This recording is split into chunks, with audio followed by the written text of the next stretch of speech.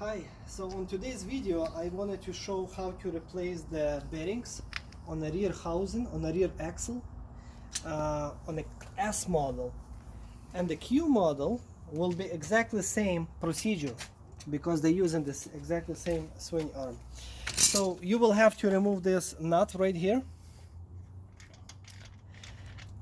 Then the wheel is the wheel hub, and the complete rim is holded to this hub with the 3 bolts, 3 Allen head bolts, 5mm. So you will have to remove them.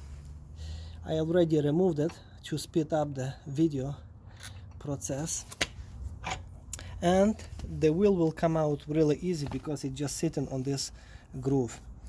Now your bearing is right here, so obviously you will have to remove the 2 bolts on this bracket clamp, one on the top and one on the bottom, and now you're gonna see the bearing.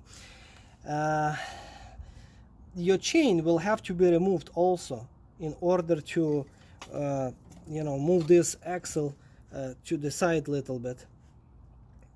So you will have to loosen these 2 bolts right here and 2 on the front to remove this chain completely and put on the side.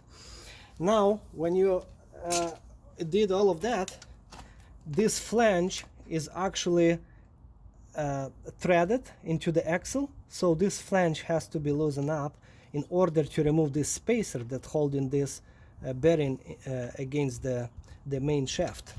So you will try to loosen the flange, but it's going to move the complete axle. So I have a little pry bar like this, and I'm going to just insert it into the hole, the sprocket right here. That is not going to go anywhere. And now I'm going to use my big Knipex wrench and loosen this flange.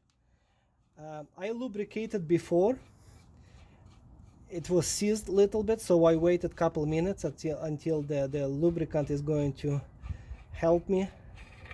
And as you see, now this spacer is removed, and now I can get to this bearing. You don't even need any pullers. You can use the same pry bar. Just push it out like this, and as you see, it's coming out already pretty easy. The only thing that is holding this bearing from coming out completely is the chain, because it's tight. In my case, I did not remove it because I don't have to replace the bearing. It's pretty good. So this is just a tutorial video. And the same way, everything put back, new bearing, sliding it back, put the spacer, put the flange, thread it in place, and the flange will be pushing your bearing back in place, and it has a groove, so it will not go any farther than needed. So you can tighten it as much as you want, as much as you can. Well, don't over tighten because you might destroy that thread, but just make it tight. The same procedure. I put my pry bar right here on the same spot actually, and now it's tight. Now put everything back like it's the way it was before, and you're good to go. I hope this was a pretty clear and helpful video for you how to replace that bearing in minutes. Don't forget to tighten your chain after that. Okay, look at my other videos if you need any help with repairing this ATV. Thank you. Bye.